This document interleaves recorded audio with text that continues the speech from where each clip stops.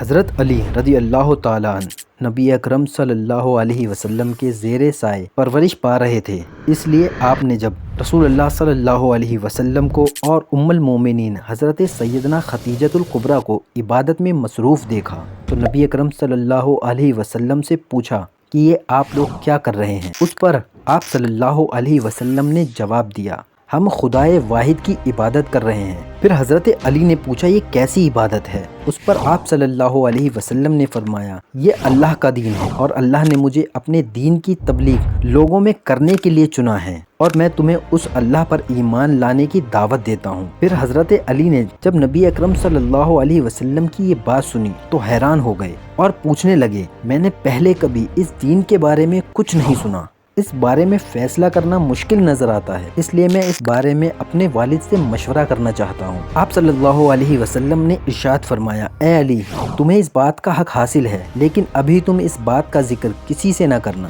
حضرت علی نے نبی اکرم صلی اللہ علیہ وسلم سے وعدہ کیا کہ وہ اس بات کا ذکر کسی سے نہیں کریں گے۔ پھر اسی رات حضرت علی سونے کے لیے لیٹے تو وہ اس بات پر غور کرتے ہوئے سو گئے۔ اللہ تعالیٰ نے آپ کے دل کو روشنی عطا فرمائی اور آپ نے اپنے والد سے مشورہ کیے بغیر ہی اگلی روز رسول اللہ صلی اللہ علیہ وسلم کی خدمت اقدس میں حاضر ہو کر عرض کیا کہ مجھے دائرہ اسلام میں داخل فرمائیں۔ آپ صلی اللہ علیہ وسلم نے حضرت علی کو کلمہ توحید پڑھایا اور آپ اسلام میں داخل ہو گئے۔ پھر جب آپ صلی اللہ علیہ وسلم کو مدینہ منورہ کی جانب ہجرت کا حکم ملا تو آپ نے حضرت علی سے فرمایا، اے علی، مجھے ہجرت کا حکم ہو گیا ہے اور میں ابو بکر رضی اللہ تعالیٰ عنہ کے ساتھ مدینہ منورہ ہجرت کرنے والا ہوں۔ میرے پاس لوگوں کی جو امانتیں ہیں وہ تمہارے حوالے کرتا ہوں، تم ان امانتوں کو ان لوگوں کے مالک تک پہنچا دینا۔ مشرکین مکہ نے میرے قتل کا منصوبہ بنا رکھا ہے اور آج رات مجھے قتل کرنے کا ناپاک ارادہ رکھتے ہیں،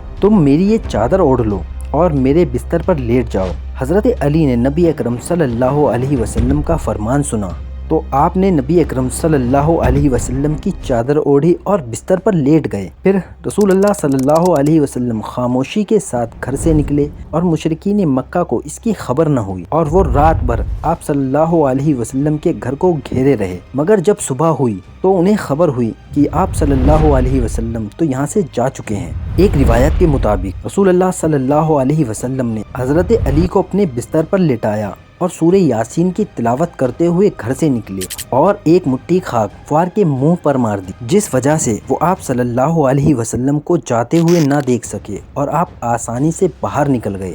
پھر ایک شخص ان کفار کے پاس آیا اور اس نے کہا کہ تم محمد صلی اللہ علیہ وسلم کا انتظار کرتے ہو جبکہ وہ مکہ کے حدود سے باہر نکل چکے ہیں۔ کفار گھر کے اندر داخل ہوئے اور انہوں نے جب حضرت علی سے چادر کھینچی تو آپ کو دیکھ کر حیران رہ گئے اور نبی اکرم صلی اللہ علیہ وسلم کے بارے میں پوچھنے لگے۔ آپ نے فرمایا، میں تمہاری امانتیں لوٹانے کے لیے یہاں موجود ہوں اور تمہیں علم ہونا چاہیے کہ آپ صلی اللہ علیہ وسلم کہاں گئے ہیں جبکہ تم باہر پہرا دے رہے تھے۔ آپ کا جواب سن کر کفار شرمندگی سے واپس لوٹ گئے۔ حضرت علی نے ایک مرتبہ فرمایا تھا، میں اپنی زندگی میں ایک رات ہی اطمینان سے سویا جب مجھے علم تھا کہ میں صبح ضرور اٹھوں گا۔ لوگوں نے پوچھا وہ کون سی رات ہے؟ اس پہ حضرت علی نے جواب دیا، وہ ہجرت کی رات ہے جب رسول اللہ صلی اللہ علیہ وسلم نے مجھ سے فرمایا تھا کہ تم صبح لوگوں کو امانتیں لوٹا کر ہجرت کرنا۔ پھر آپ صلی اللہ علیہ وسلم کی لاڈلی صاحبزادی خاتون جنت حضرت سیدنا فاطمۃ الزہرا سے نکاح کے لیے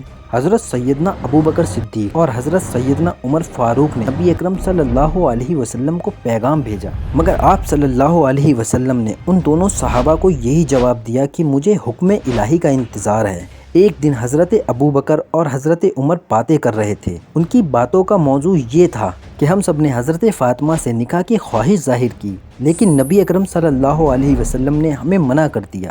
ایک علی رہ گئے ہیں لیکن وہ اپنی تنگ دستی کی وجہ سے خاموش ہیں، ہمیں ان کی حوصلہ افزائی کرنی چاہیے تاکہ وہ نبی اکرم صلی اللہ علیہ وسلم سے حضرت فاطمہ سے نکاح کی خواہش کر سکیں۔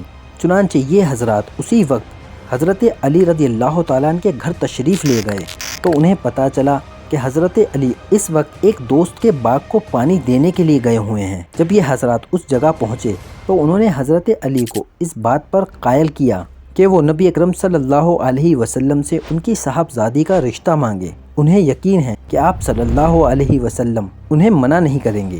حضرت علی نبی اکرم صلی اللہ علیہ وسلم کی بارگاہ اقدس میں حاضر ہو کر حضرت فاطمہ سے نکاح کی خواہش کا اظہار کیا۔ آپ صلی اللہ علیہ وسلم نے اسے قبول فرمایا اور آپ سے پوچھا کہ تمہارے پاس مہر دینے کے لیے کیا ہے؟ اس پر حضرت علی نے عرض کیا کہ اس وقت میرے پاس صرف ایک گھوڑا اور ایک ذرا موجود ہے۔ آپ صلی اللہ علیہ وسلم نے فرمایا تم جاؤ اور اپنی ذرا بیچ دو اور اس سے جو رقم ملے وہ لے کر میرے پاس آ جانا۔ حضرت علی نے ذرا لی اور مدینہ منورہ کے بازار چلے گئے۔ آپ اپنی ذرا لے کر بازار میں کھڑے تھے کہ حضرت عثمان کا گزر ہوا۔ انہوں نے آپ سے یہاں کھڑے ہونے کی وجہ پوچھی۔ میں یہاں اپنی ذرا بیچنے کے لیے کھڑا ہوں۔ حضرت عثمان غنی نے وہ ذرا 400 درہم میں خرید لی اور پھر اس ذرا کو آپ کو تحفے میں بھی دے دیا۔ آپ نے واپس جا کر تمام ماجرا آپ صلی اللہ علیہ وسلم کی خدمت میں عرض کیا۔ آپ صلی اللہ علیہ وسلم نے حضرت عثمان کا یہ انداز دیکھ کر ان کے حق میں دعا فرمائی اور ذرا کی رقم سیدنا ابو بکر کو دیتے ہوئے فرمایا کہ وہ اس سے حضرت فاطمہ کے لیے ضروری سامان خرید لائیں۔ حضرت ابو بکر تمام سامان خرید کر لے آئے تو آپ صلی اللہ علیہ وسلم نے خود حضرت علی اور حضرت فاطمہ کا نکاح پڑھایا۔ حضرت علی کا نکاح حضرت فاطمہ سے پہلی ہجری میں ہوا۔ حضرت انس فرماتے ہیں نبی اکرم صلی اللہ علیہ وسلم نے حضرت فاطمہ کی جانب سے نکاح کا پیغام سنا تو آپ پر کیفیت طاری ہو گئی جو نزول وحی کے وقت ہوتی تھی۔ پھر کچھ دیر بعد آپ نے فرمایا اللہ تعالیٰ نے مجھے وحی کے ذریعے بتایا ہے کہ میں اپنی لاڈلی بیٹی حضرت فاطمہ کا نکاح حضرت علی سے کر دوں۔ پھر نبی اکرم صلی اللہ علیہ وسلم نے مجھے حکم دیا کہ تمام مجاہرین اور انصار میں اعلان کر دو کہ وہ مسجد نبوی میں تشریف لے آئیں۔ تمام مجاہرین اور انصار کی ایک کثیر تعداد مسجد نبوی میں تشریف لائے اور آپ صلی اللہ علیہ وسلم نے اپنی بیٹی حضرت فاطمہ کا نکاح حضرت علی سے کر دیا۔ حضرت فاطمہ کی رخصتی کے بعد آپ صلی اللہ علیہ وسلم حضرت علی کے گھر تشریف لے گئے اور حضرت فاطمہ سے فرمایا اے فاطمہ میں نے تمہاری شادی سب سے بہترین شخص سے کی ہے